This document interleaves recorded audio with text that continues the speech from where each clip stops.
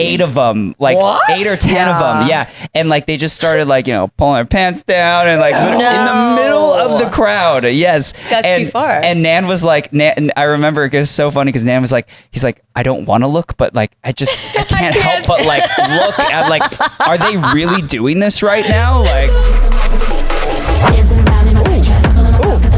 oh, That goes hard. that's sick.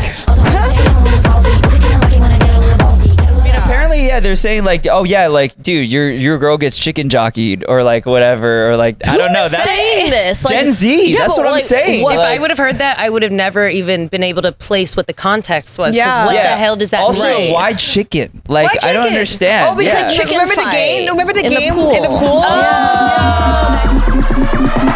Because I think I'm peaking. Peaking.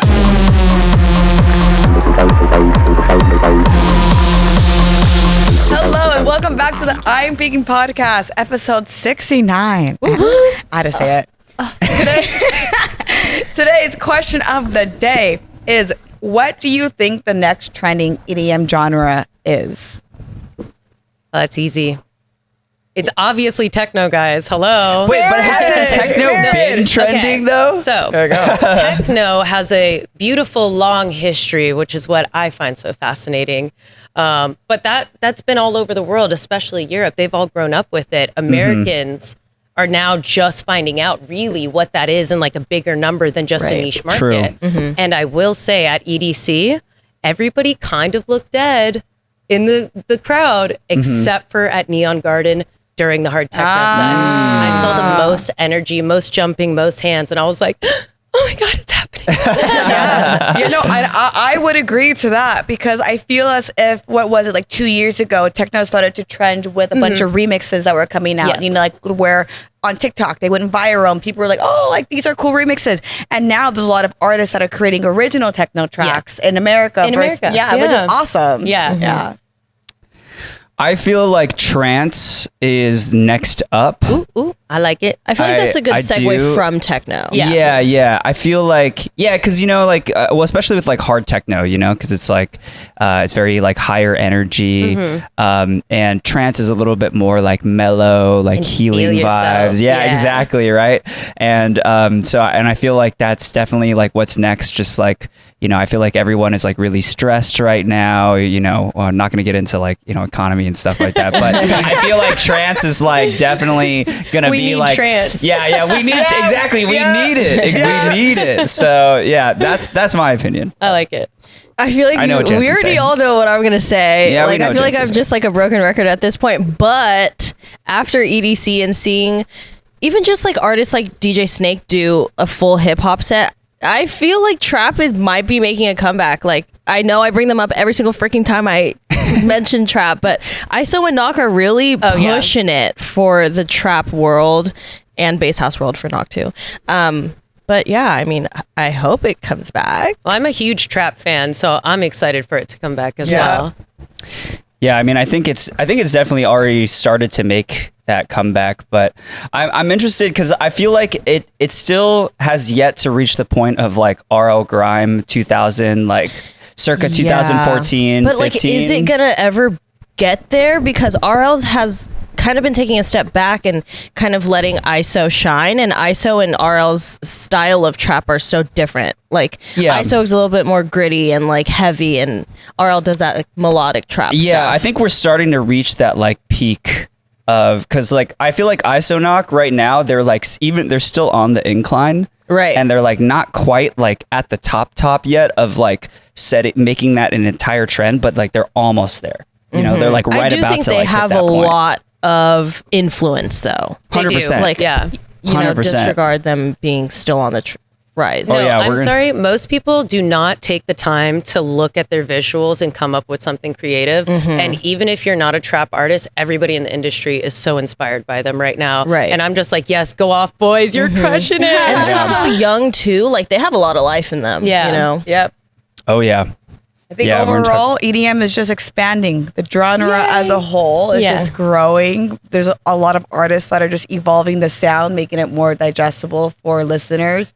So it's sick. Nom, nom, nom, nom. Yeah, it's sick. I want to get started. All right, yeah. Well, before we get started into our episode, I want to introduce a very iconic guest. Wait. What about us? Oh, okay. Everyone always forgets. Nan forgot. You forgot. Come on, guys. Okay, well, we only have done 69 of these. Yeah. Before I introduce our iconic guest, who do we have here today? Hi, guys. It's JD.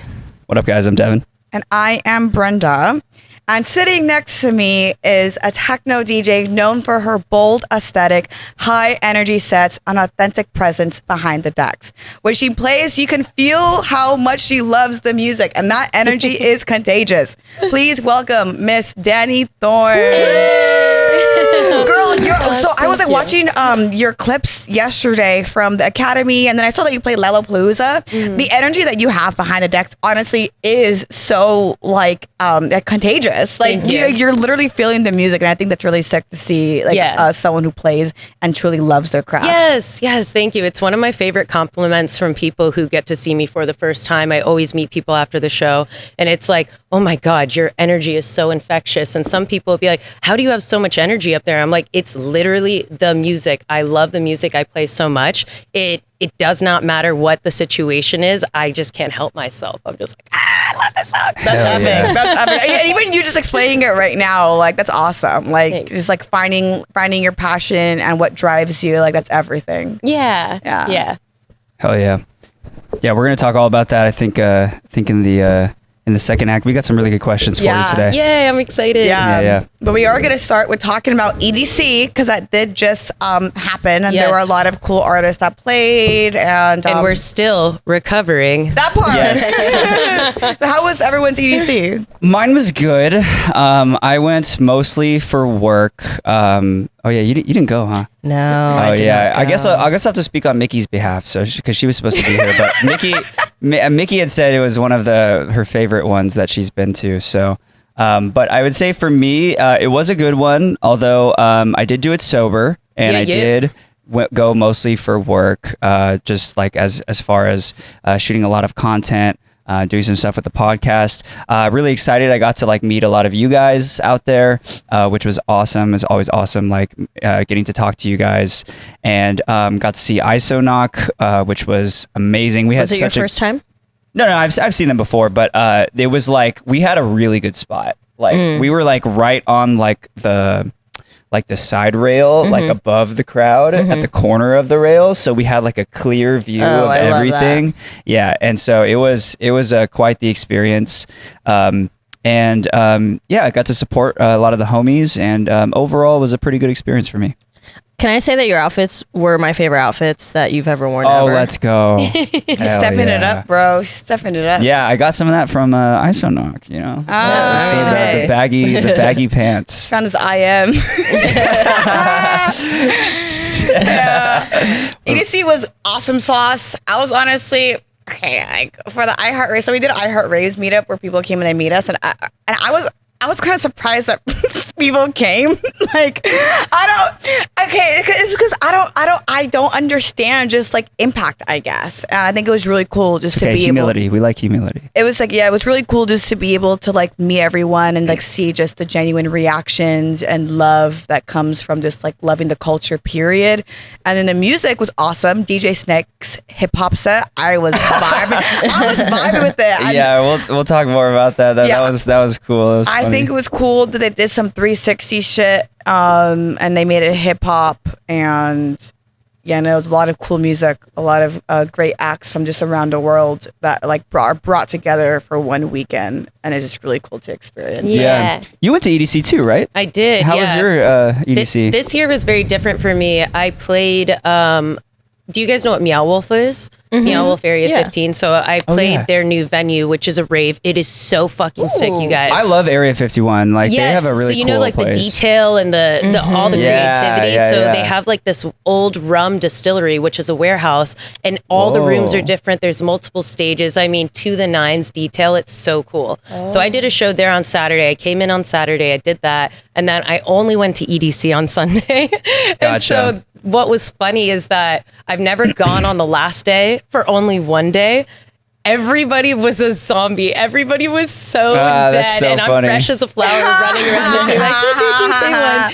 And then what is funny too, you were talking about doing it sober. So ever since I've gotten into the industry, you know, it is a workplace. So I do also like to, you know, have my wits about me and, you know, a couple drinks, keep it cool. I was so exhausted. The walking, I mean, truly, guys, it is, wow. Fresh as a flower up until the end. And I'm like waiting for my last set. And I'm like, the last set of the festival is I Heart Models back to back Nika Moreno, which was so sick. But it's the fucking last set. And I was so tired. And I'm like, no, I gotta see it. So I'm sitting there drinking, just being like, yes, feed me hard techno, please. But no, it was so cool. And that's where I got to see, like, I was walking around to all the stages all day. James Hype was super cool. I just love him personally. I think he's so rad and deserves it. And he's so passionate. And I love to see that in people. So I was there literally. He's like walking up to the stage as I'm walking up to like the little VIP part of the stage. And he's trying to get in. And I'm just like, yo, James, you're so sick. I will always call people out if I see them. And I'm like such a huge supporter. I will fan out and be like, yo, I love you. So I was super hyped watching him. And I was just like, awesome. Yes. Yeah, that's so real, you know, and like people appreciate that shit. Yeah. Because at the end of the day, like that's their craft. And like to hear like someone else like loves their craft, like that's everything. Yeah, no, it does feel good. It's always reassuring. Yeah. I like what you said about just like being tired, like because that is such a real thing. I know a lot of people were asking me because I posted on my story just like I only went to the first 2 days of EDC, so I did the opposite of you. But I posted about it and I was like, yeah, I did it sober, and a bunch of people were messaging me. They were like, how was like doing that sober?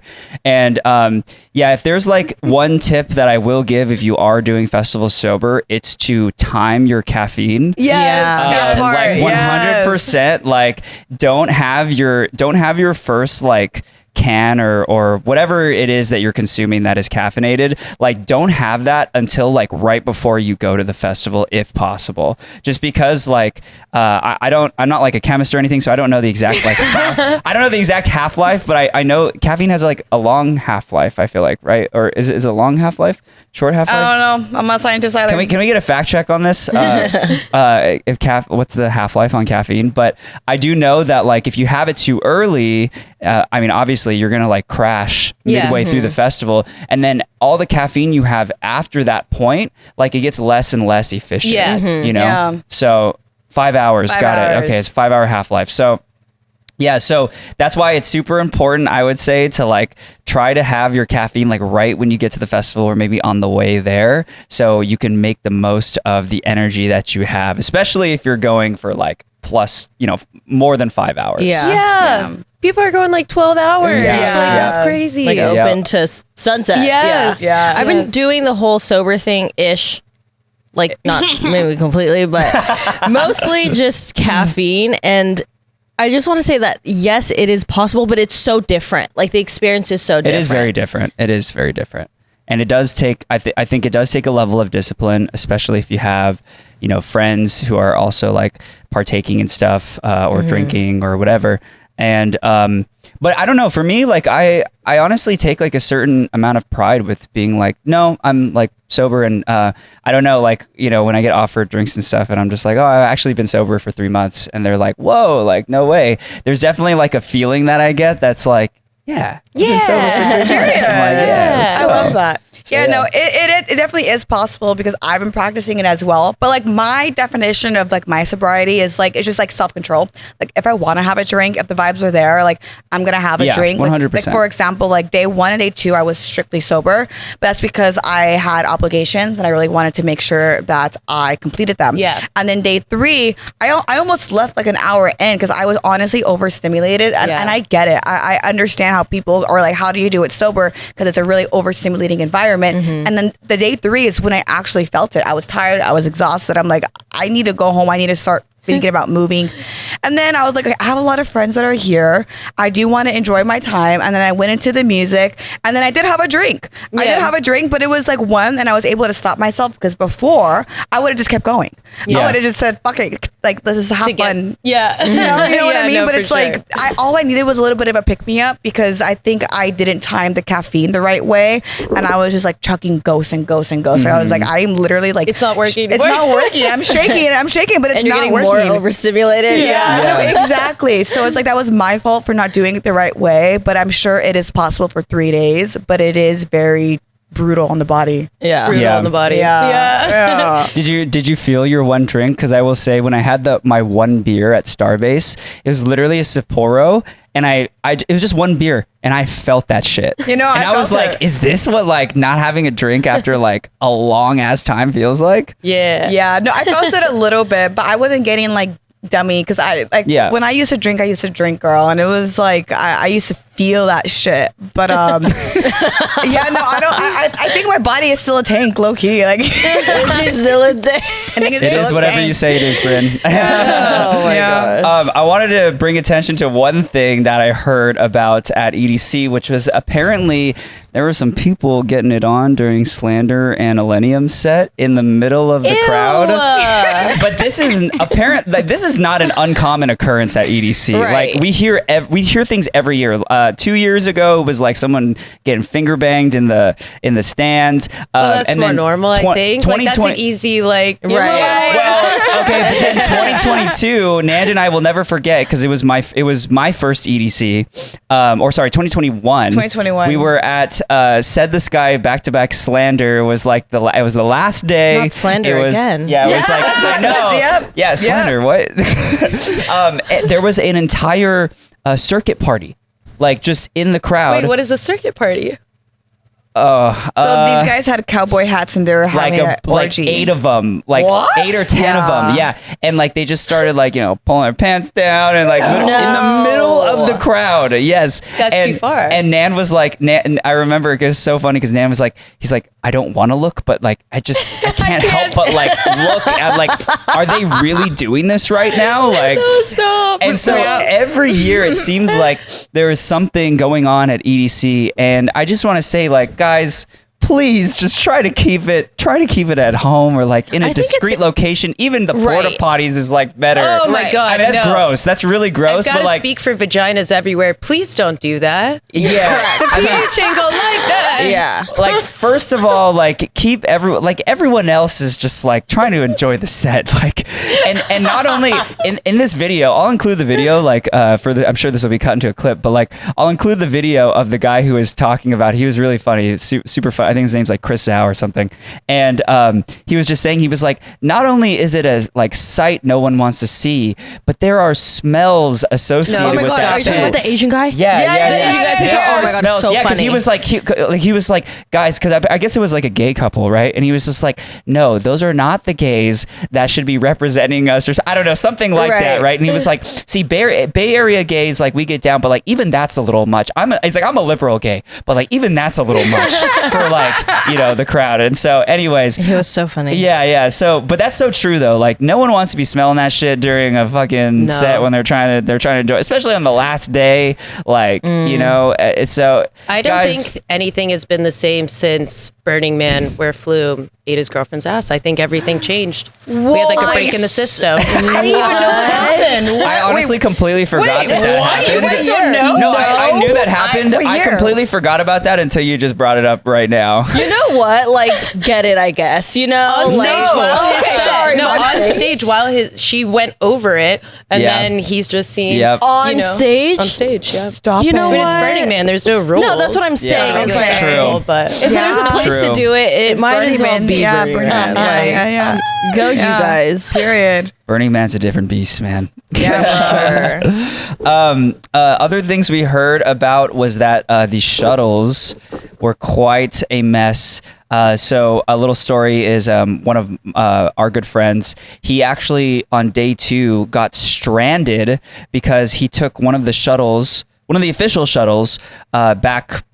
To wherever his hotel was or whatever the drop-off location was, and the driver literally stopped halfway on the way back and was like, "Guys, I'm sorry, I gotta stop right here. My hours are capped, so yeah, sorry about that." And he literally gets out and gets an Uber home, and The just driver? strands and just leaves everyone there. Everyone had to get Wait, Ubers. the driver got an Uber? Yes. No. And this is like shit. EDC official Yeah. shuttle. Official shuttle. You need a helicopter, guys. Telling you. Oh my god. Go yeah. get a helicopter. Yeah. Just drop $800. But Good manifest. But so, and we're also hearing that like it was taking like 4 hours to get I heard to the that. festival on the shuttles. So, look, I don't know, like just these are things to be mindful of when you're like getting your tickets and you're planning for like how to get to the festival. To prepare, yeah. Yeah, to prepare. I will say, like Brit and I, we went super early on the first 2 days. We had like no issues Driving? Yeah, like there was a tiny bit of traffic, but like we got there like basically when doors opened or like right before.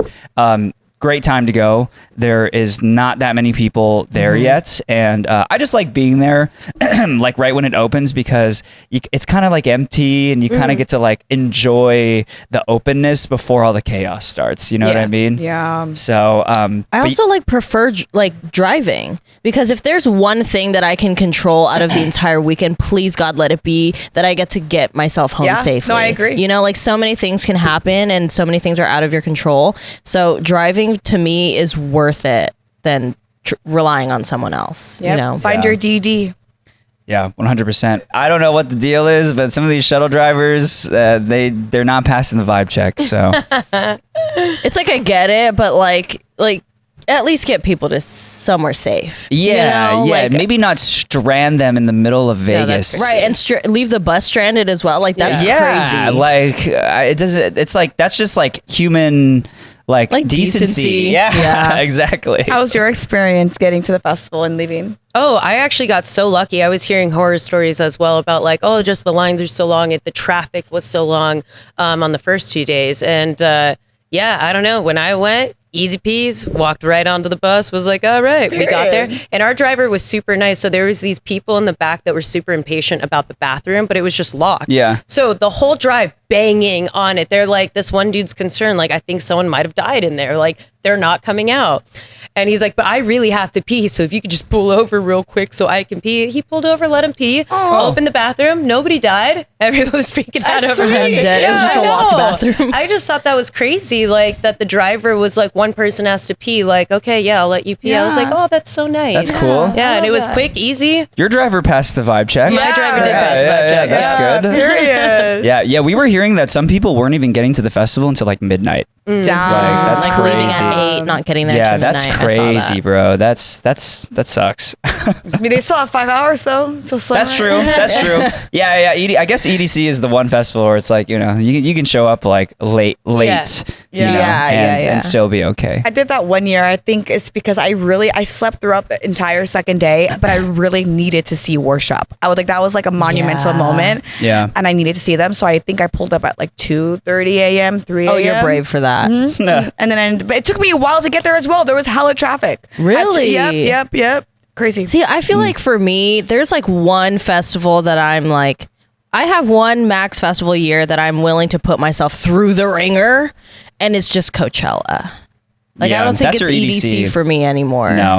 Valid. No, that makes sense. Yeah. That checks out. Well, for me, I do love Coachella. And the second the weather starts getting warm, like those random hot days in LA in April, I'm always like, it's Coachella weather. Yeah. Yeah. True. It feels like Good summer. weather at Coachella is just Yeah, I will agree. I will agree with that.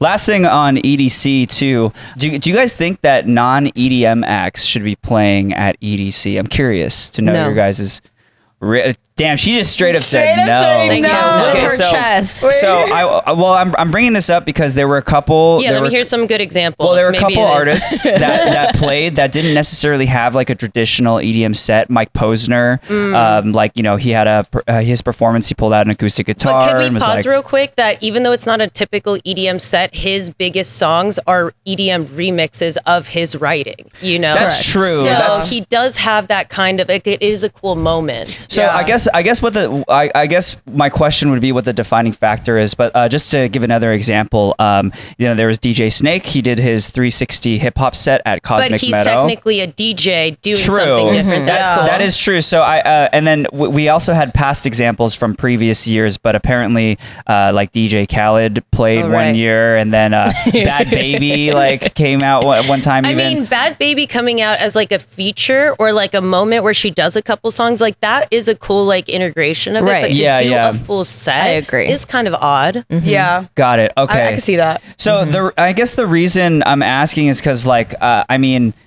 Well, first off, what's the defining factor? Because I guess it would seem like if you don't make EDM and you're there, then it's odd. But if you do make EDM, but then you integrate something else, it's not. Yeah. I personally am a huge fan of mixed genre sets. So anytime someone does something that's different or outside of the usual realm, I'm all in support of it. I think that it just evolves everything. Yeah. And I do think we are listening to EDM all weekend. Like, I'm not going to be mad if I hear a couple hip hop songs. Yeah. It's going to break it up for me. You know? Yeah. But yeah, thinking of like just random acts doing a full set there, it just kind of feels out of place. Yeah. And I don't know if the kids are down, then the kids are down. Yeah, because we were at the 360 DJ Snake set, and like I will say, I thought it was really funny. Cool. I'm sad I missed that. It was cool, although it was really funny. They didn't have any visuals. Like literally, the Cosmic Meadow screen just said DJ Snake hip hop set, and I thought that was so funny. And then we were like, we got there, and we were like, oh wow, like these visuals kind of suck. But then we saw that DJ Snake was in the middle of the crowd and had like a 360 set. And we're like, that's cool. Yeah. And not only that, like we were in the bleachers, like we walked up in the bleachers, and like everyone's like rapping the lyrics to like every song. And I was like, it was really cool to see like the EDM community, like like a lot of these people like hip hop also, you know? Totally, yeah. And as someone who like has roots in hip hop too, like I would say that's really cool to see. Yeah. No, that's super cool. Yeah, no, I agree with your take though, because DJ Snake does have a lot of just like electronic, music within his sets all the time, and songs. And then same with Mike Posner. And I understand how if it's like a specific artist that literally makes no electronic music at all, not even features, and like they're out here playing EDC, it does feel a little out of place. And then plus I don't know, I think there was a video of like people talking about how like it was one year, I forgot the artist, but basically he went over the time slot that he was supposed to. DJ Khaled. Was it? And then I think they were saying how like it's typical at like hip hop sets to do that. Yeah, it was DJ Khaled. He went into Yellow Claw's set. Exactly. So it's like, and then I could see how like that energy is like disrespectful, like in the EDM shows, like you don't be doing that. Like you're respectful 100%. of everyone who's on the lineup. But then you have like Mike Posner who brought out his acoustic guitar and was playing that, and I guess like there was a video on it, and it was getting some hate from like the EDM community, because they were like, why are you playing this? Or I don't know what the exact comments were, but like a lot of people like didn't like that. And so I would say to that, but are those people sitting on their couch like, you're not there, you're not on the vibes, like what do you know? That's what I'm wondering. People going to see a Mike Posner set were probably taking mushrooms, acid, things like that. That's true. And they were just like, wow, this is so beautiful. And a cool moment. I hope so. Yeah. And so I would just say to that, I'm like, I mean, because my whole opinion on it is like, look, if if festivals like Coachella, like Stagecoach even, who had Side Piece at And the Diplo festival every year. Yeah, it's like Epic. that's But fun, also, stagecoach people do not like that. They're not. yeah, that's true. Really? That's Yeah. okay. We're Well, like, what? I still think that like diversity should always be welcome. Yeah. And especially because we're the community that prides ourselves on plur, which is like supposed to represent acceptance. Like. But you can't see with yeah, but you can't. Yeah, exactly. Like, what is that? Like double standard. So No, like, totally. I think we should be accepting of that. Now, I don't agree that like that's all EDC should be. Like, we obviously don't like. You make a good point. Like, I don't think there should be like entire artists now, hip hop artists that are coming to EDC playing entire sets, unless it's like EDM. But I do think that we should be more accepting of like of other styles or other genres being at EDC, not just EDM. But I also feel like for EDC, it's kind of like this home-based staple for North America, where everyone from around the world, it's all EDM. True. It's like, that's what's really cool about it. I think other festivals can do that. Like the fact that Hard does that sometimes, or has been doing that more. I think True. that's really cool. True, true. But can we keep EDC just for us, the ravers? Yeah. And here's why I actually agree with that even more is because Pasquale has done a really great job at incorporating a lot of international artists that aren't that big, that wouldn't get booked, like Hard Fest, or wouldn't get booked Beyond, but they get booked EDC and they have their moment to really showcase how they evolve their sound, because a lot of these artists are really fucking good and they deserve to be huge, right? And I feel like EDC is kind of where they get to shine, and they get to start. They get to perhaps get that moment. And I feel like if there are a lot of hip hop genres that start to get involved with EDC, then it kind of takes away from I the don't think there should opportunity be from that these electronic artists. Yeah, 100%. Yeah, I mean, I'm not saying that that we should be welcoming in hip hop artists to come perform entire sets of that. That's what Hard Summer's for. Yeah, There's there you other go. festivals. There's Bonnaroo. There's other like multi-genre festivals that are like known for this That's and true. like excel in this. And EDC is very much like electronic music. I get it. Yeah, let's put it on the same thing. What if I go play a hard techno set at Rolling Loud? Does that make much sense? Right. Even if it That's breaks true, up the vibes. That would be for a little lit, bit. Loki. That'd be lit. What if you played like mostly hip hop, but then you worked in some hard fine. techno? See, that's where I think the stagecoach kind of yeah. thing, like if you're changing your set to mix the thing and then kind of bring over for that higher BPM or whatever, that's cool. See, that makes sense, right? So I would assume that like, because I don't know what DJ Khaled's set was like that year. I don't know if he played. We know what DJ Khaled set's like. We all True, know what true, he's like. true. I don't think you have to be there. True. That's true. That's true. You can Okay. I guess. guess that is the distinguishing factor then. It's like, is the intention to make or to have an EDM set and to respect the festival and the venue and like what it's there for. And change your set for that, because that's cool. That makes sense. Yeah, people Okay. be doing that. Like Hedex does it whenever he plays shows out here. He adds dubstep into his shows, but like he wouldn't be doing that if he's playing in the UK. Right. You know, it's more like jump up, and I feel as if like artists do a great job at like knowing their audience. Yeah. And it's so fun to experiment, you guys. I I bet. love when people Yeah. are just flipping it on their heads, finding something new to do, getting inspired by the specific event to do something for that. It really is the best. Yeah. It's Yeah. so cool. I love that. But yeah, let's have some more plur for artists that decide to change it up a little bit in their set. Okay? Yeah. So we would love to listen to some music. Oh, yay. Yeah. Do you have anything that you'd like to show us? Sure. How do I get it to you guys, though? Oh, we have a dongle. So this is called That's My Name, and I released it with this artist called Lux Tides. She's the vocalist, and we're both named Dani. And we actually have a lot of similarities, nice. which was cool to like learn about each other. But yeah, this song, because I was named Comet before, I had a different project that I did for 7 years. It was dubstep based music. I changed to going to my legal name now under techno. And so we decided to write something about being That's My Name. So that's what the track is called. Love That's it. My Name. Love and you can wear it out. You can turn it up all the way on your phone too, by the way. Okay, cool. Yeah. My name, and you could wear it out. Come on, spit it out. How sick do her vocals sound? Oh, Have a taste Get it louder. in your mouth. Louder. I want to blast my ears. Say, put it in my mouth. Yes.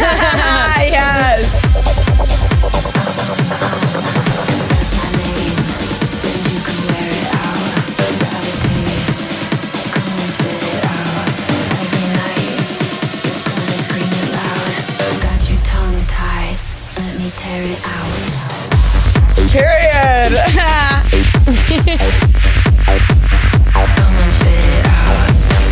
Oh, I forgot my sunglasses. I forgot my sunglasses.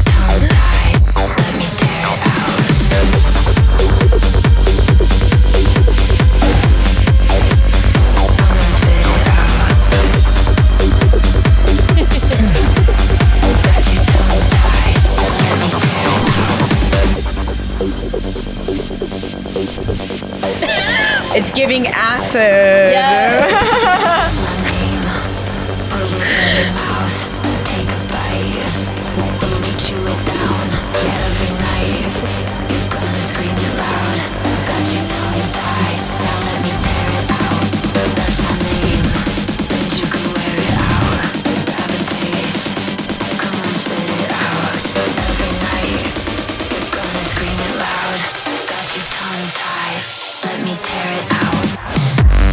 Oh. Period.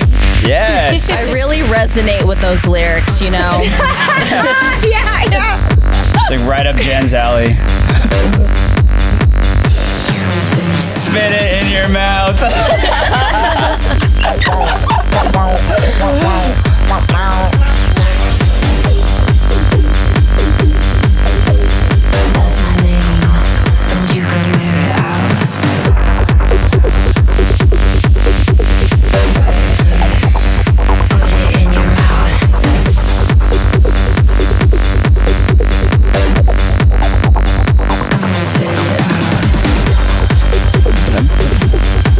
I love that. The wobbliness.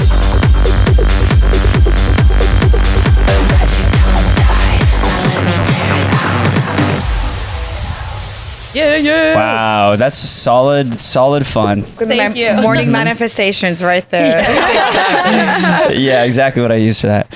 Thank you, Tony. That's epic. I love just like the acid techno vibes. Yeah. It's like perfect for a dance floor and just for like Acid just techno. vibes. I like that. Yeah. How would you describe it, like the subgenre, if you were to? Yeah, so there's so many subgenres, and I think that's what's cool is getting to like mix things together. I feel like I don't know exactly what genre it fits into because it's kind of its own thing, but it feels like a higher energy melodic techno. Melodic techno can be very chill, whereas I feel like this still has that ravey high energy, Yeah. but it does still fall into that. And it's very different from other stuff I make. I'm a hard techno DJ. I go up to 155, 160. But what I love about techno is all the subgenres and all the different vibes. And I don't always just want to make stuff that feels like I'm in a dark dungeon.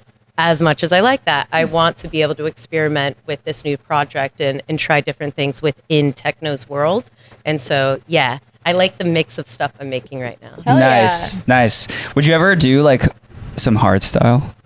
I like to use hardstyle influences. Okay. I have a collab with Analux, who is a hard techno, hardstyle DJ. Nice. And so, yeah, we're doing a really heavy one. And I'm Sick. really excited Nice. about that. Hell yeah. How did you get into techno? Because I did see, I think what Lollapalooza, there was like some like drum and bass. Yeah, in. so Lollapalooza was still under the Comet Project because that's where I spent majority of my career. All of my huge EDC, Bonnaroo, Ultra, all of that was under Comet. So I was a dubstep artist, but I was always doing mixed genre sets. And Got so I'd mix in a little bit of bass house, a little bit of techno sometimes, drum and bass.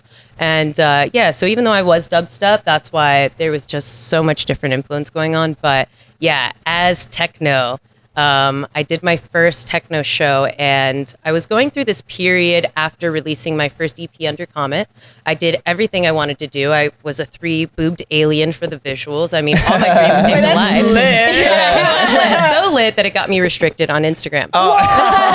Stop it! For No my ads, way. yeah. I guess they didn't like that music video. That's okay. We'll work on that. I learned my lesson Instagram.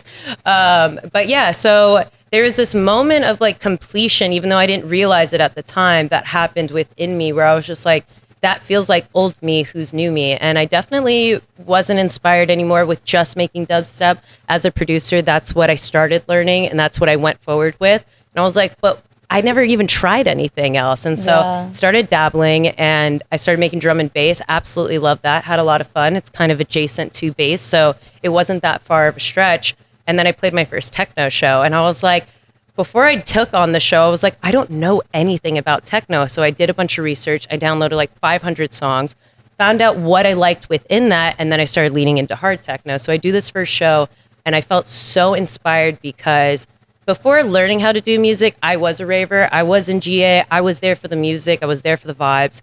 And I kind of lost that like excitement or like that connection, that intimacy doing all of the big festivals and doing the big shows. And so I do this afters in LA and we're right there with each other. And it's just so many kids with the most energy, freaking out for every single song and just having a good time. And it just inspired me. I was like, this is the energy I've been missing. Oh my God, I feel so inspired. And then I started making techno and I was like, wait, I actually love this. And then I was like, fuck it, that's what we're doing. We're going PT and we're stopping it. And actually, I came up with that decision on a train going from Germany to Austria for shows. I had played my last dubstep show on that. Wow. And The I was perfect just like, area to be in, too. it was so cool to be on that train looking out at the beauty and just being like, I think I'm going to stop doing Comet. It was just like this alignment moment. Ironically, in the place of like where techno would exist too, you know? Yeah, so like, actually when I went out there, I got booked to do a drum and bass show as Comet, and then I was going to do a techno show because I had started doing techno in LA, and I knew that I really liked it and that I wanted to pursue it, but I didn't know if that was still going to be under Comet or not. And the venue that I went to, they hadn't played dubstep in a long time, but they originally, back like 10 years ago when it was like poppin', that's what they built the venue on. So like the guy who booked me was just such a dubstep head. He was like, you got to play a dubstep set for me. And I was like, So okay, funny. I'll do it for you. And it actually went off on the Reddit in the surrounding countries because they were like, yo, dubstep's coming back to this area and we haven't seen dubstep in so long. So that was a cool moment. I didn't know I was saying goodbye to it in that moment, but it was a cool goodbye. Wow. Yeah. interesting. Yeah. Wow. Full circle. Yeah. Full circle. Thanks for sharing all that. That's awesome. Yeah. Yeah. So is that kind of when, like, because I know, are you with Dim Mak or yeah, that's sick. Yeah. So is that around the same time that you guys Yeah, actually, I had started making the first batch of techno songs, and then I wanted to see who I would align with releasing them. And I've known Dim Mak for years, but I didn't think about the alignment happening like that. And I just submitted anyway because I was like, you know what? Let's just see. And they loved it. They were so excited. Hell yeah. And yeah, that was the afters. That was Lie to Me. Like my first couple releases were the first ones that I had ever made in techno. Hell which was yeah. cool. I love that. I also seen a post that you made. I don't know when you made it, but it was like you put a comparison of like you with like the colorful hair and then you now like a before and after. Was that also kind of like the switch up, like when you decided to go all in on techno, you were like, this is like the it's actually way more personal than that. Right before I went to play Ultra, I went to get my hair rebleached and I learned that I had alopecia. And that was the first time I had ever experienced it. Hair just completely in one area to the root is gone. And it wasn't from bleach. It wasn't from anything. That's actually just my body was reacting to stress at the time. And so I got it tested. They're like, yes, it's alopecia. I went and did the steroid shots. Luckily it grew back. Oh my God.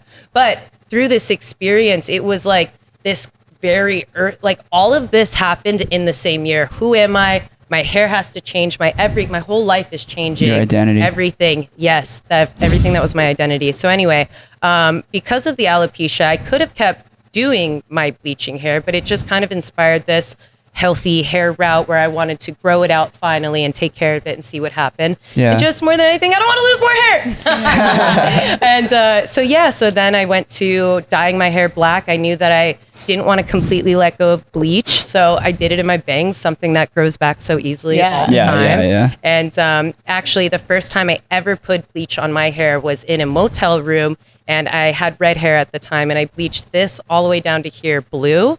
And so it's kind of like this moment to full circle again to when I was 18 in that motel room bleaching my hair for the first time, putting it in the same area. I see. And it did come together organically. It was things that needed to happen and just kept evolving. And I think that's really what life is. And that's the way I let life guide me is like, you can plan so much, but God will laugh at your plans. You know, that whatever that quote is. I totally feel that. I let the universe guide me. And it's evolved me. Yeah. I love that. I know. I love that. One, thanks for sharing that story with us. And two, I think your look fits you so well. Thank you. Because I'm going to keep going back to just like how your energy when you play your sets, because it is, I love music, and I love when I see other artists really love their music that they make or that they play, and just like having a whole aesthetic and a whole look that really fits them, and it's not like they're trying to fit in someone else's shoe. Like that is them, that is their look. Like it fits you so well. Thank so I'm you. happy that like you fell into that. What's funny too is like when I was rainbow, everything in my life was rainbow, but I still had all these other sides to me. So I still like, I come from being an emo kid, wearing all black, the edgy aesthetic. Like I've always loved that. And when I was in the rainbow era, when I would switch it up, it'd be like, this feels wrong. And then I switched my hair and I was like, oh, it feels so good. Yeah, I love it. Okay. It's giving Shigo. Yes. Oh my It's God. giving Shigo. That's inspiration. Are you kidding? Yeah, I love the aesthetic. It's awesome. I was gonna say too, like what's like one challenge that you've had in your entire career as an artist that you would give to like an up and coming artist or someone who's trying to make it in the industry? I mean, I feel like that's kind of a hard question because there are definitely so many challenges that pop up all the time, and it's adapting for one. It is the discipline to pick yourself back up, because I think at the end of the day, to say that you want to be a musician is to say you want to be an entrepreneur, which means there is nobody riding your ass. There's nobody giving you a pep talk. Like, yeah, you can find mentors and stuff eventually, or like align with people, which is so important. But at the end of the day, you have to ride for yourself, even when you're exhausted, and even when people say no over and over. And, you know, I'll keep, saying it. It helps me when I hear other producers talk about it. Every time you go to make a good a song, it's not going to be great. That's totally fine. We tap into a different energy. How many people are massive and yet they get no and no and no for 10 years? I mean, it's really, how bad do you want it? And are you delusional enough to keep going? Yeah. And you can do it if you are. 100%. I think that's where like a lot of people fall off, is because they don't see the like, it feels impossible. Yeah. Or they like, like a couple years go by and they just are not seeing the like results that they want. So they give up. Or they thought based on a trajectory they thought worked for somebody else. Exactly, right? And so, but like what you're saying is exactly correct. Like it's not always about that. Like it's, I at least with my philosophy, I think that if you just commit and you stick to something and you say, I'm going to do this until it works, it will work. Yeah, absolutely. Right. And so, but then it's just about you doing that. And that's the thing is like, even with the whole time thing, because like time to me is like, that's human construct, right? Like that's how we calculate like when stuff happens. But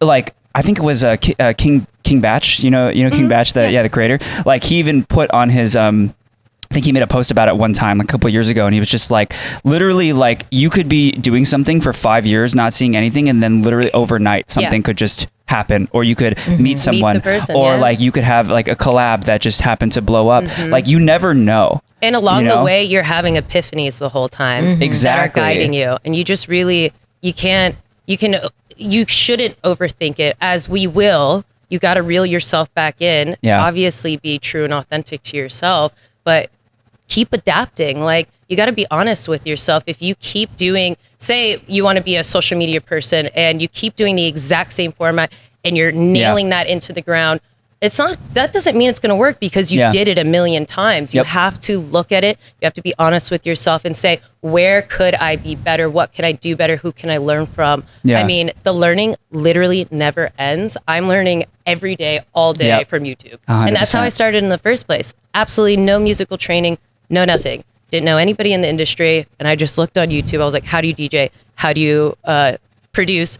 Download Ableton, okay, and just keep going. Damn, that's really inspiring. Yes, I know. The fact that I proved to myself that is possible means anything's possible. Yeah. But that also means anybody listening to this thinking the same thing, it is 100% possible. Yeah, it's so true. That's how I learned to dance. what? Yeah, I mean, everyone's probably heard it by now. I've danced for a long time, but that's I literally self-taught. I taught myself by watching YouTube videos back in high school, and I remember the first year or so that I would do it because I was on a lot of sports teams, and like all my teammates, because back then it's locker room talk, just high school dudes being dudes, and a lot of them would kind of they would either make fun of me or they would kind of be like, yo, you need to practice a lot more. And then by my senior year, in between my junior and senior year, or somewhere in my junior year, everything just clicked. And then it was so funny because by my senior year, I was doing talent shows for my high school and stuff, and those same people who were making fun of me were all the ones in the stands were like, yo, Devin, let's go. And they were like, yo, I'm really glad you stuck with that. Yeah, hard work pays off. Yeah, and so it's you just have to stick with it. And like what you said about adapting, because that is 100% true as well. But it doesn't necessarily mean too that I think you have to change your style. No. It's just you just refine. Refine, You keep refining until you find the thing that works. And refine. Exactly. Yeah. And believe. Honestly, the belief is, I think, half the battle. Yeah. I think you said everything so beautifully, because discipline is a big thing, because I feel as if sometimes, because you are your own boss, right? It's if you don't have that discipline to continue going even when you do fall down, then you're just going to stay. I've fallen into those moments where I'm I just feel stuck. Yeah. And I feel as if no one was going to pick me up other than myself. Yep. And then once you really allow yourself to tap into that energy of I'm going to do it because I want to do it, then you definitely see things happen. Yeah. But then you start to realize that they come in waves. They come in waves, and you have to be ready for those waves to, perhaps if they fall, but you know how to get back up and how to get back up even higher. Yeah, because that's where the growth comes from. Yeah. I mean, shit, if it was easy, anyone would be doing I it. was just about to say that. That part. Anything you want to do, if it was easy, everybody would be doing it. Yeah. Yeah. Damn, we're getting real inspirational today. Yeah, I also like how you tapped in, or you touched on just having an open mind to learn, because I feel as if sometimes it is really easy to feel like you know it all. Yes. To I'm a master at this, as if things aren't always going to be changing. Things are always changing. So it's to have that open mind only puts you in an advantage, because you're willing to grow with just time that's always changing. Yeah, I mean, to think that you know everything, obviously you do not. No matter who you put up on this pedestal of knowing everything, nobody does. So let's throw that the fuck out the window. But yeah, you're not going to grow from it. You're not going to expand, and you're going to get left in the dust, unfortunately, because you let your ego say, oh, I already did it. I already know. And I think that that's got to be interesting once you start getting to certain levels of success that we all are trying to achieve. It's catching yourself in those moments and not letting yourself go in that deep end and be like, no. Doesn't matter what stage I'm playing, how much my song is streaming, what record deal you got to bring yourself back down and say, there's still so much to learn. Yeah. Especially from the young people coming up, always the young producers. Yeah. So experimental, and there's just so much inspiration on how they take something and do it new. And I think it's so silly when people of any level are just like, yeah, I got it, I already did it. Yeah. Nah, well then you're gonna stay right there. Yeah, and then the new people that are coming in are gonna shoot up in a different way, Totally. because it's something that's fresh. It's something that people want new things. They want something that's new and that's fresh, that excites Always. them in different ways. So it's to be open to those ideas. It is very powerful. Yeah. I wanted to also ask about, because you're also kind of a content creator too, or you come from I feel like you come a little bit more from a content creator background as well. Yeah. I'm curious to know how that's been working your way up in the industry as an artist, coming from that kind of more, I guess, content creator background. Yeah, I think, obviously things have changed drastically even since COVID with social media. I would say when I started in the industry trying to break in, it was something that kind of worked against me, because people thought, oh, well, you were doing this thing before, like it's not authentic or something, or like you don't really care, or you're just trying to hop on something, whatever they want to tell themselves. Whereas I do think it has shifted, and I think that content has somehow become more powerful than the music itself. Yeah. It's like, it's part of what the game now. Yeah. It's so interesting to have watched that evolution. And I mean, at the end of the day, it's all music business. So get with the program. Oh, learn yeah. how to do it. But it's been really interesting to watch it shift. I forced myself so much out of content creation because I didn't want people to look at me or that hold me back anymore. Yeah. And it's kind of funny being here 7 years later where people only know me as a musician and a DJ, which is super cool. But yeah, because I think there are so many artists nowadays that are coming from that background. I think of Reset is hilarious. There are so many artists that are coming from that background. I mean, we even have one of our hosts on this podcast who just started his artist project not even like half a year ago, and he's already killing it. Hell yeah. And but that was always his plan from the start. And we know a lot of other people, and there's a lot of other examples. Paris Hilton.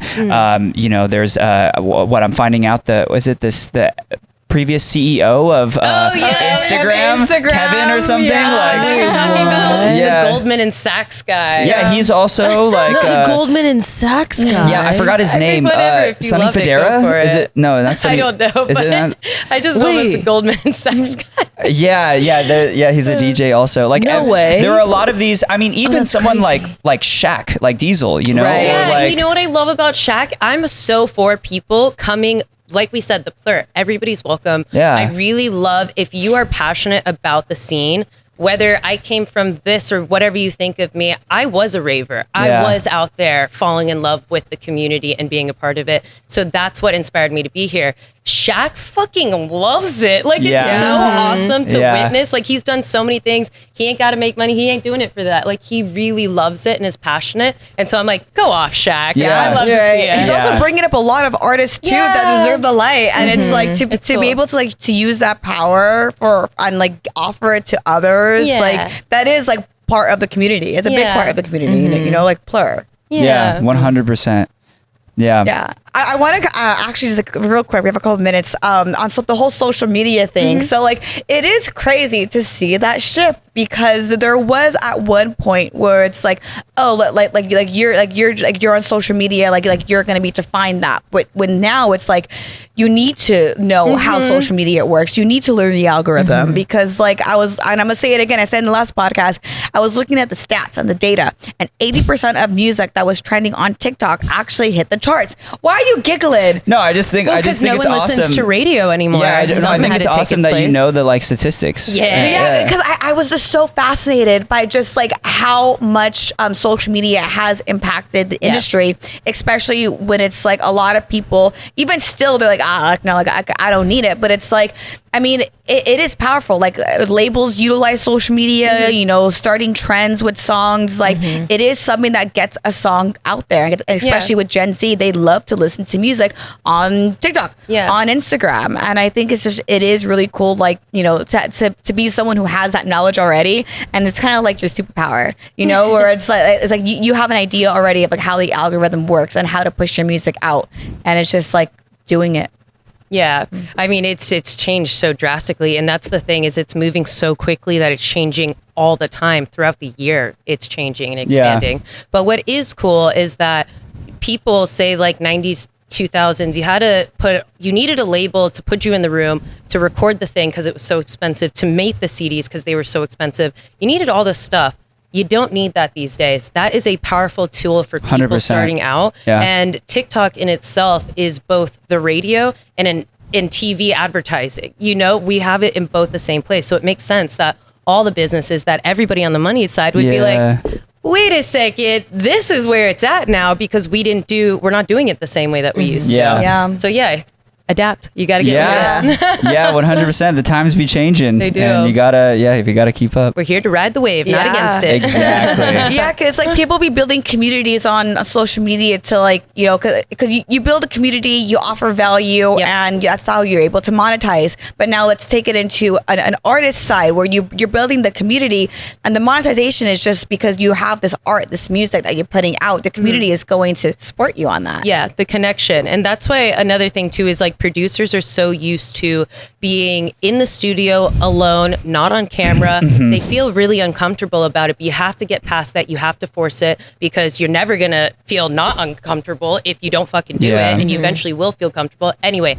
people need to see a connection. The reason why I'm so hype about James Hype is because of his story. It's because of the way he talks to his fans and other DJs that made me fall in love with him, and full support. Let's go, dude. Yeah. You know, that's why community is important. Yeah. I feel the same way about James Hype because he shares so much, and I love like his like he knows how his carousels, like he carousels, he storytells, and the art of storytelling, it's like so powerful because as a listener who loves the music, and then you see this side, the humanization of a person, it's like I love you even more. Yeah, I think we're all here for connection at the end of the day. Like that's kind of the human experience, and I think it shows in like no matter what industry you're in, like being able to connect with someone is, I think, what just increases the overall like likability of someone, right? So. And I think more than ever we put weight on we want to support the right people.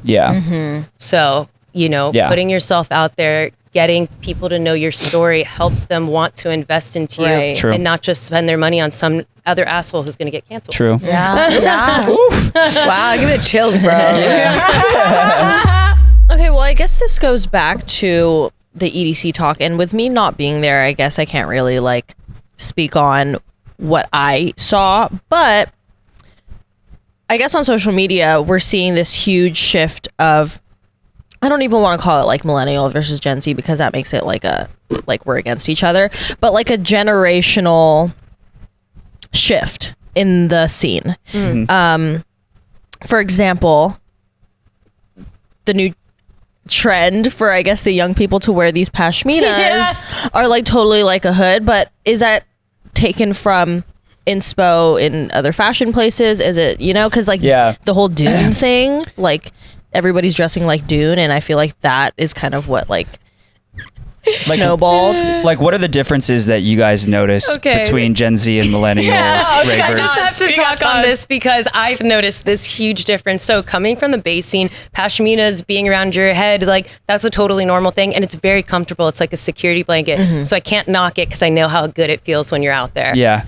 But I think it started with the house bros, and now the girls are wearing it too, but I'm pretty sure tech house made that popular amongst these Gen Zers, and now I see it everywhere, and every time it just makes me giggle a little bit. I think it's funny though, because I feel like there's definitely, you kind of notice like a difference in how people, I guess, are wearing it. Yeah. Like I think underneath the hat. Yeah. Like, oh my God. I saw a TikTok about that actually, where someone was like, yo, if you wear your pashmina like under your hat, I do not have any plur for you, or something like that. I don't even want to know what that's about, but that's a the whole difference. Yeah, I guess that is the difference. But I will say for like Gen Z, I do see a lot more people like wearing it more as like a hood or like something to cover your head, versus like millennials were more like we wear it around as like an accessory. Yeah, as like like a scarf, or like how you would normally wear it just around your neck. Yeah, no, it's definitely a whole new accessory.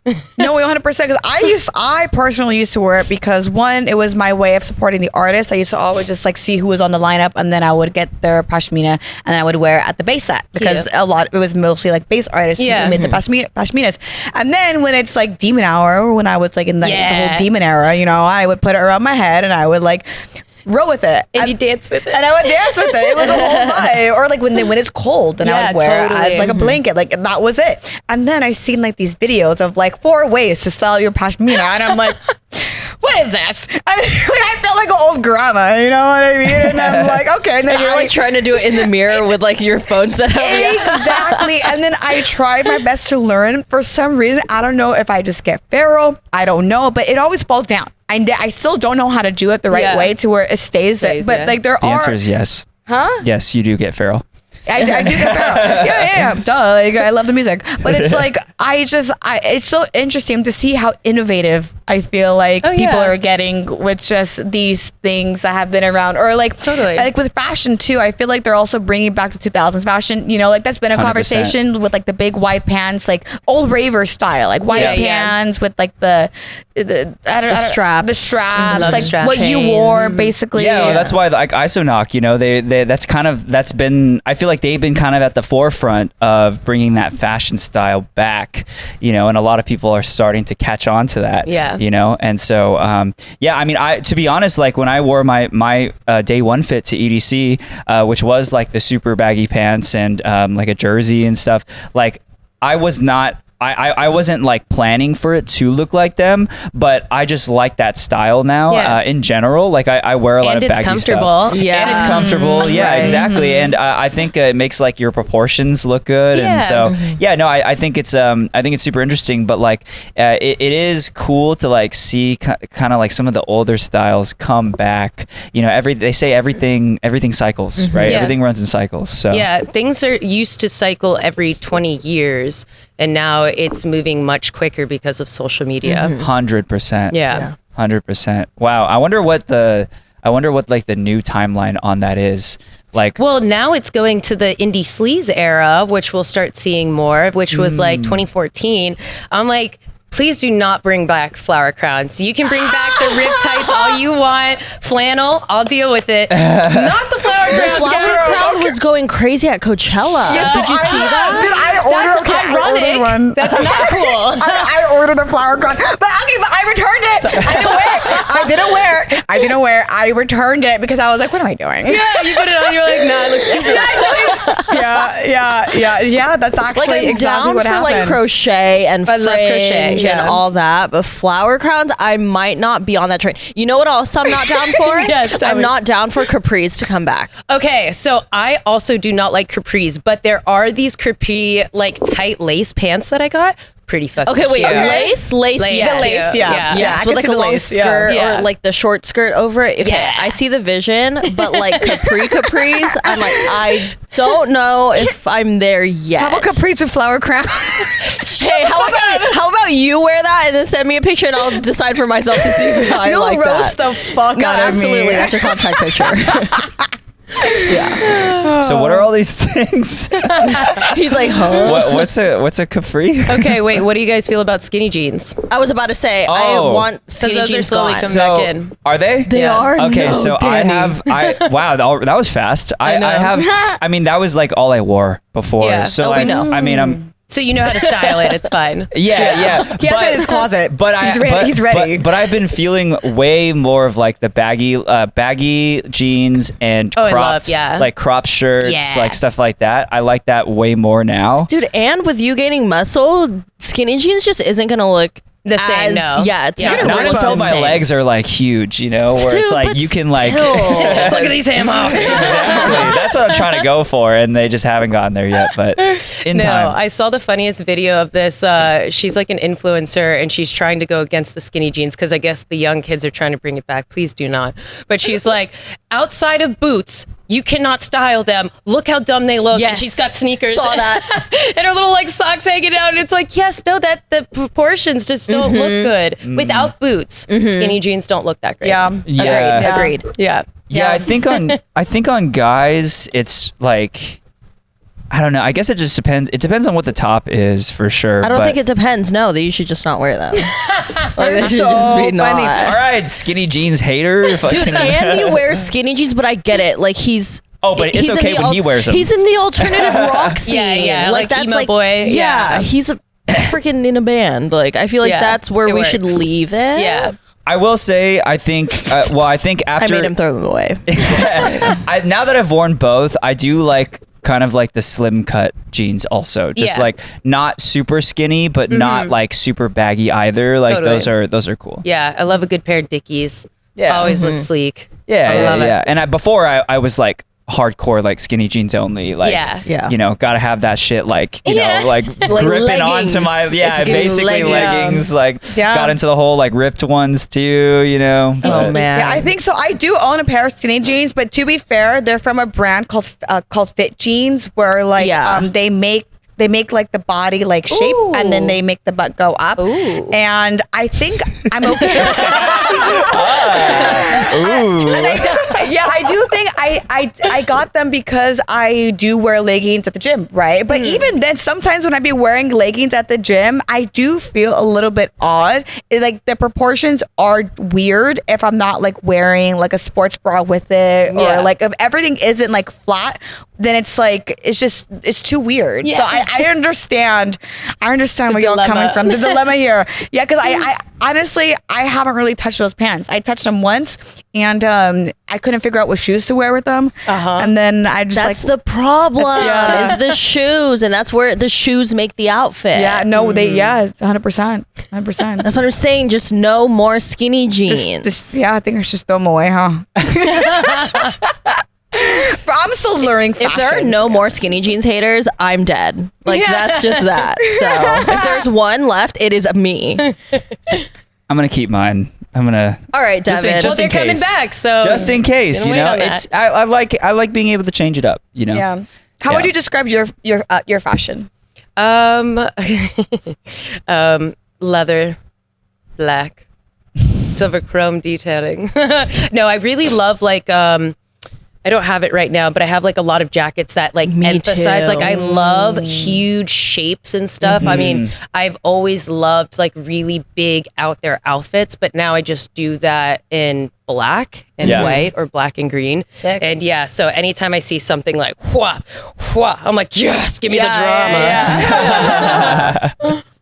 Also, I wanted to reel us back a little bit to the millennial Gen Z stuff, because another thing that I saw was going around was like some of the language that or some of the terms that Gen Z is using. So there's one term in particular that's been going around called chicken jockeying, which is essentially when like a girl who has a boyfriend gets a shoulder ride from someone else who's not their boyfriend. Yeah.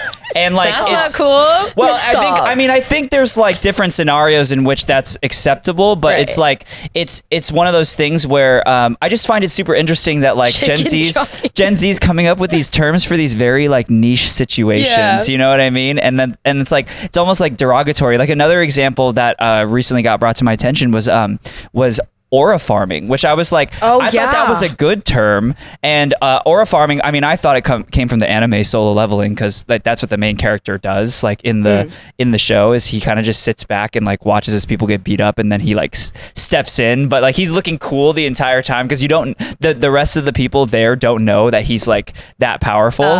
So they call it aura farming, because he's just sitting back like all stoic, and then he steps in and he's like, all right, let me take care of this real quick.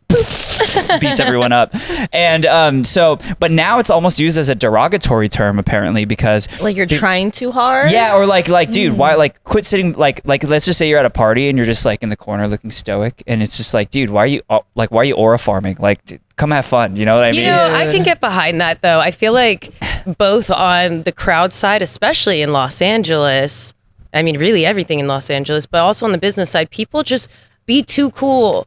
Yeah. Come on. Yeah. I hate Boring. that. God, have some excitement, some passion.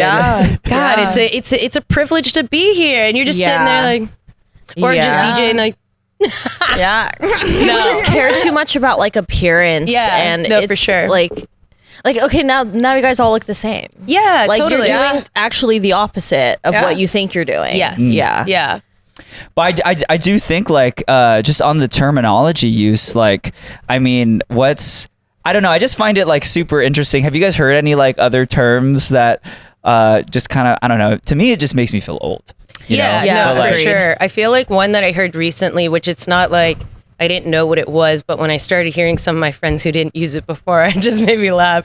Cooked, you know, like all the kids love to say, "I'm cooked, it's cooked, da da da." Yeah. And then I was hanging out with my friends not too long ago, and all of a sudden, this is in their vocabulary, and everything is cooked, and I just was like, "This is so silly." And then I almost said it the other day, like in my head, I was like, "Oh, I'm so cooked," and I was like, "Nope." Oh, hell no. Super cooked is honestly like No, but it makes sense. like there's more words that have come after cooked. Like, You know what I mean? there's Like, deeper shit. are we behind? We're For behind. sure. We're behind. If I hear about Are we it, I'm adapting? behind. That's how I know. Full circle, right? Like I remember when I started saying, because I have 2 younger brothers, type shit. Yeah. And everyone was Oh, I like, love what a good is type that? shit. Type And I'm shit. like, Type shit.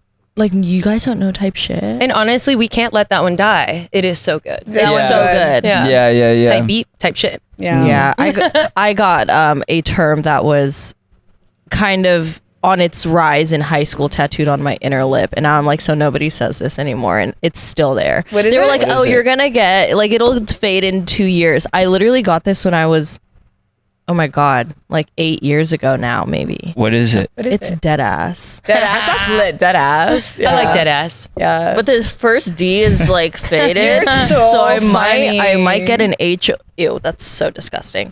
I might get an H over it, so it says head, ass. Yeah. That's funny. That's funny. I made a whole skit on that actually. Oh, that did you? word. Yeah. It's so funny. Dang. It was Well. the punchline was like me actually having a dead pet donkey at the end. Oh. I had like a dead ass. Yeah, no, but it was like my roommate was So I was like, like, "What how are are you you saying?" gonna He's like, spin "Stop that?" saying dead ass." And I'm like, "No, my dead ass." And he's like, "What?" And that I'll include it.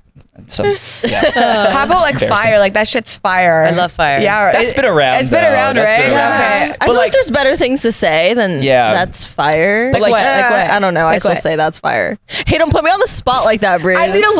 I I don't feel know. like Let me ask my brothers first. But like chicken jockeying though, I'm not Like, really. sometimes. I mean, Yeah. apparently, they're saying like, oh yeah, like dude, your girl gets chicken jockeyed or like whatever or like I don't know. Who's That's saying this? Like, Gen Z. That's but what I'm saying. what- If I would have heard that, I would have never even been able to place what the context was. Because Yeah. what Yeah. the hell does that also, mean? why chicken? Like Why I don't chicken? understand. Oh, because yeah. like, chicken remember the fight game? Remember the in the game pool. in the pool? Oh, that is it. That makes Oh, sense. that makes sense. Yeah, but, like, oh, your girl got jockeying. stolen from like a yeah. But chicken jockeying doesn't even sound like a Gen Z thing. It sounds like the younger generation before or after that. Oh yeah. You know, yeah. the ones that are coming up with like skibbity and all those words. Yeah, Wait, yeah, what's yeah. skibbity? I don't freaking know.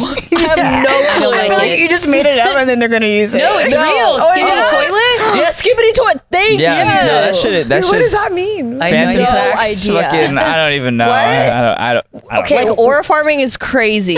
Like, how about we pick up a See, real dictionary? I like aura farming sounds better to me than skibidi toilet. Okay, 100%. I Yeah. cannot get behind the skibbity. Or like, Yeah, yeah, wasn't Don't there know like what that an means. Ohio something? Like, why are we using states now to like describe things? Like, why don't you just say that that's not cool? Like, no, oh, you're so Ohio or whatever the Is that what freaking they're word saying, is. too? I swear on my dead grandma, it is. What an you need insult to be to on. Ohio.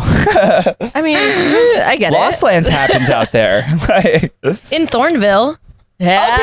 Yeah. there you go. There we go. Well, interesting. I don't know. Just seeing the differences.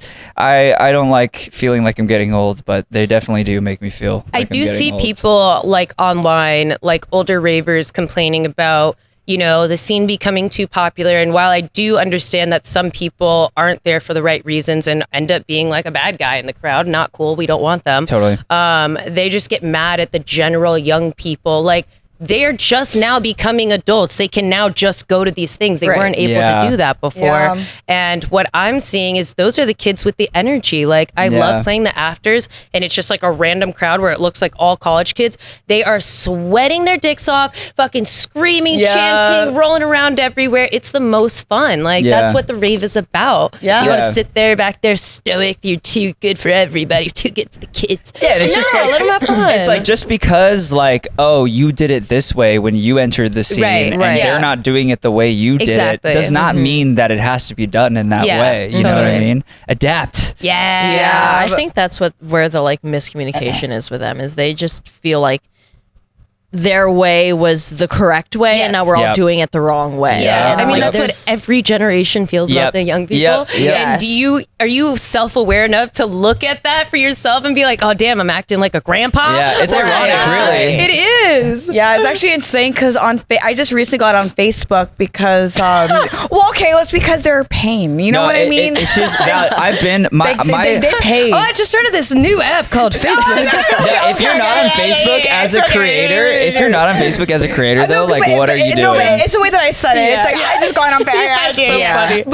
But the audience is the older crowd, right? And obviously the posts that I make are like rave stuff, younger girl energy, and it's like 90% hate. Like I'm not even gonna over exaggerate. It's like 90% hate, or people just like older ravers saying you didn't create raving or you didn't create this rave culture. But it's like I'm not even neither saying did that. you. So what's the problem here? Yeah, like I'm not even like saying that, but they're making the assumption that that's where my mindset is based off of just me being a younger raver, and it's just like it is really interesting to see like that dynamic because there's a lot of people that are doing it.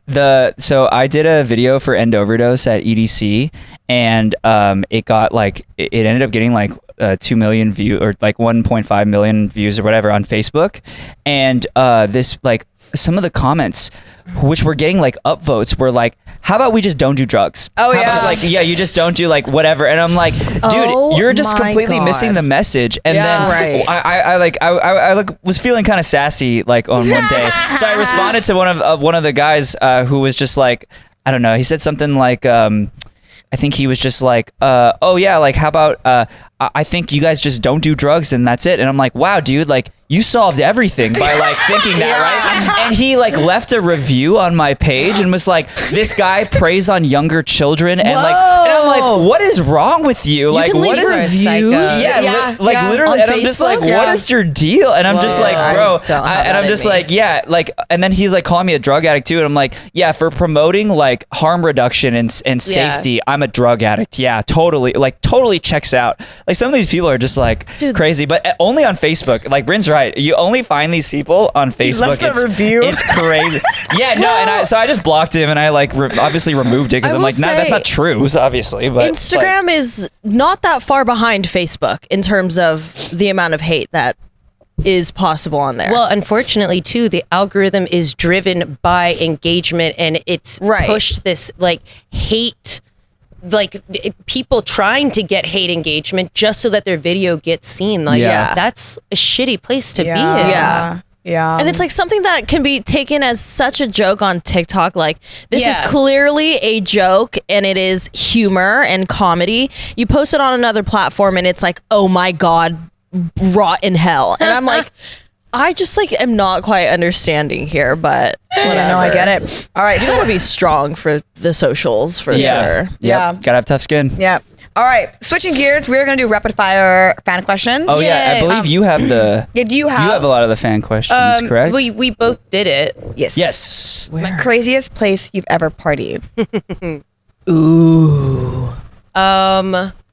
I feel like that's too hard in general of a question because I have so many stories, but one of my favorite party stories is teaching Tyga how to DJ because my sister had this birthday party and it was like after hours and the DJ just walked away to get a drink and the music stopped and Tyga was the only one who was like, we need music. And so he's going up there and I see him looking at the CDJs like, how do I work this? And I was like, I got you, buddy.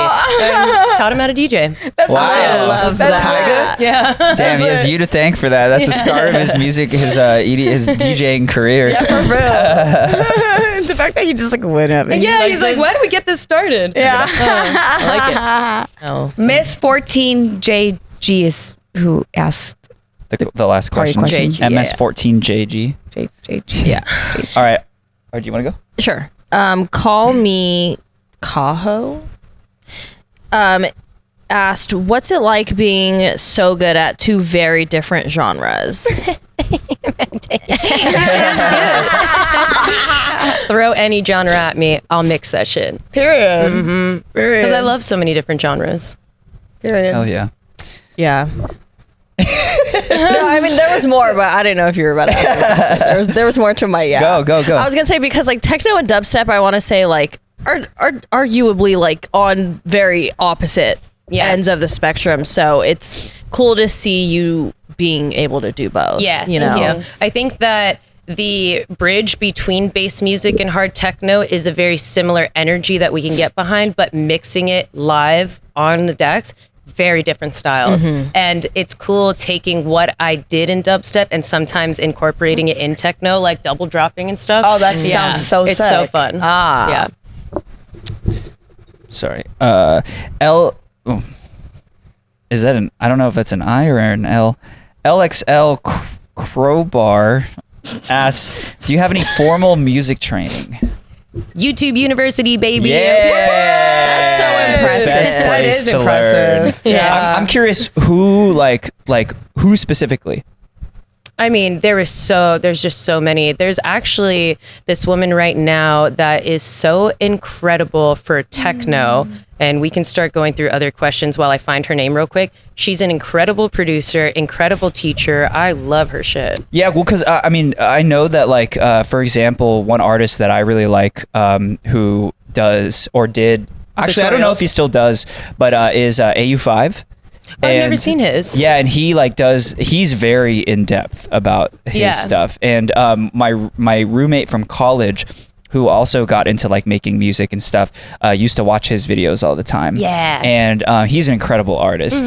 So I think that's really cool. And I know Virtual Riot was doing some stuff as well for a while. Yeah, Eliminate. Yep. So it's really cool to see some of those people integrated in with the scene, but also sharing the love as far as their process goes. Yeah, totally. And it you could say how do I make this sound? Everybody's going to make it differently and from their own experience try to figure out how to make that sound. And so it really is cool watching the different tutorials and watching different teachers and finding new ways to think about sound design, say. Yeah, 100%. So the teacher I was talking about, this girl, Alice EFE, girl, her fucking tutorials are so good. She's an incredible teacher. I love hearing the way she breaks down techno. Hell yeah. Does she have an artist project as well, I or? think she does, yeah.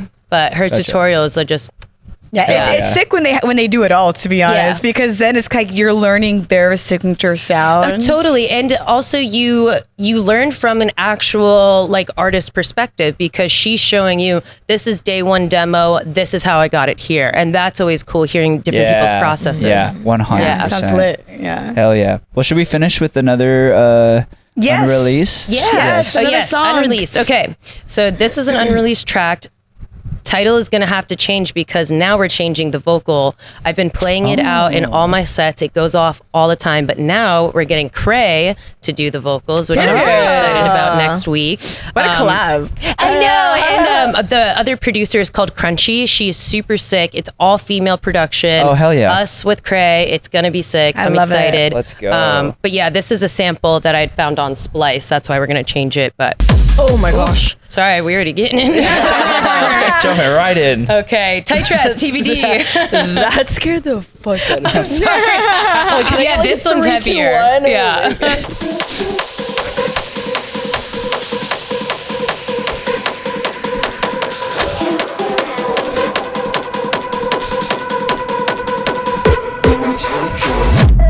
Oh yeah.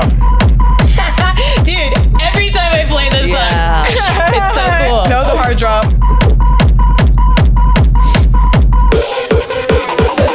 It's like a filter.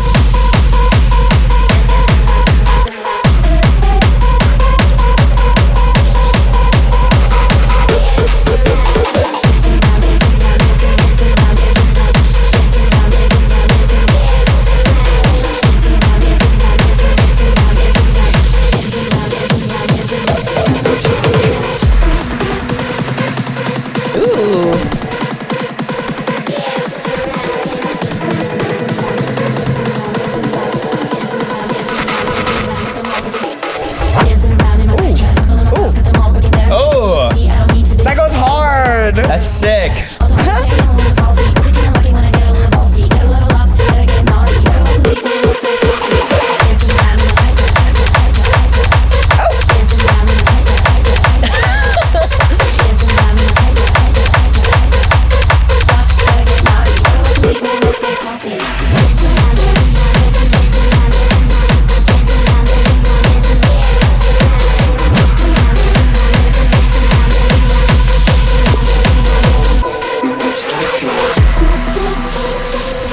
see why that goes off. Yeah.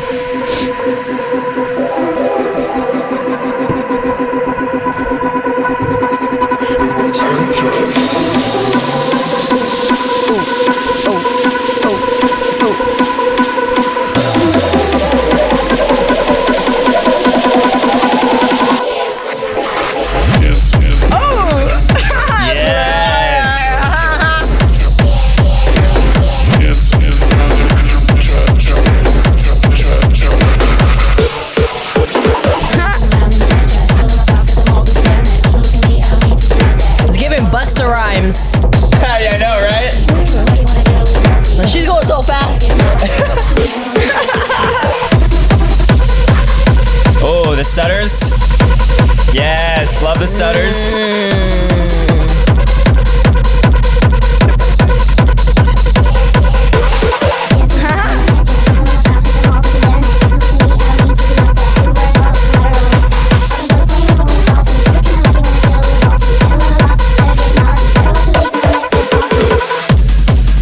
So yes, that is me and Crunchy and soon to be Craze vocals next week. Let's go. Let's fire. Yeah, That's sick. fire. Yes, we're gonna keep it in that girl cunt fucking feel yourself. I was about to say, Both songs It's gonna be today were sexy. very like women power. That's like my they make baby. me feel good. Yay, that's what I want. Oh, I love that. Yay. Aw. No, and you just have really like solid, fun drops too. I love like whatever. Yeah, even the beginning of that song. I don't know if it was like a filter that was over it or something. I just love that transition. It was really Yeah, cool. thanks. Yeah, lots of fun. Yeah. Hell yeah. Thank you. I appreciate Yeah, that. thanks for course. showing us some music. Oh my God, that's Yeah, epic. yeah. I think that's a great note to end the episode on. Could you tell the people like what you have coming up, like as far as shows and releases? Hey guys, what's up? I am touring all summer long, so you can find those dates on my socials. I am releasing consistently. We need to get these vocals done because this is going to be the next track out very soon. Hell yeah. So I'm super excited. And it's been fun to play it out because people will be like, somebody DMs me and they're like, yo, where can I find Tight Dress, that song you played? I was like, well, fool, it ain't out yet. That's why you can't find it. Yeah. Keep So them waiting. Look for it. Hell yeah. All right, well, we are at the end of the episode. Thank you guys so much for being here if you watched all the way through. And just want to let you guys know, if you guys want to support the podcast, we do have a Patreon, which you can go over and watch bonus episodes, one of which we're going to shoot right after this to listen to some other music, maybe talk some shit. You know how it Yeah, goes. I haven't been on the podcast in a minute. Yeah. You got to tell us what's going on, Jan. Yeah, no one would say to talk some shit. Yeah, We wanna hear the I think tea. you should. It's early still, so you know. So anyways, but yeah. So if you didn't already know, definitely go and check out the Patreon. We got bonus episodes, exclusive playlists. We got early access to episodes over there, and just if you want to support us, that is one of the ways to support the podcast directly. And then as far as everything else goes, big shout out to our sponsors, BoomBoom, scented nasal sticks, which you can use at music festivals, I need one right raves, now. if you have congestion. I have congestion. Yeah, Me too. yeah. I mean, Allergies. just take it off. Oh, yo. So yeah, I know we are approaching. It's like the end of spring. We're coming into summer, so definitely go and grab one. They're great at music festivals to get rid of your anxiety if you're in the middle of a crowd. If you're at the porta potties, I just stick them things in my nose and Smart. you know, yeah, so I That's don't a have to good hack. smell anything. But yeah, definitely go and check them out. You can use code I'm Peaking if you grab some off of their website. You can also pick them up on TikTok Shop or at your local CVS. TikTok shop be too good. It be They getting do. me. They got fast shipping too, so It be getting me. yeah. But aside from that, Don't forget to Damn. like, subscribe. Oh, yeah, you got it. Press Nan's the not here bell today. notification. And throw your skinny jeans in the trash.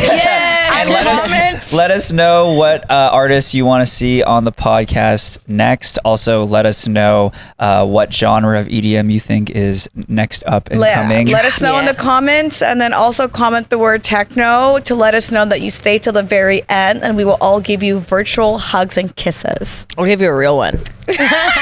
She'll spit in your mouth. Hey, you gotta pay for that though. You gotta pay the Patreon You for have to that. start charging people. That's what I'm saying.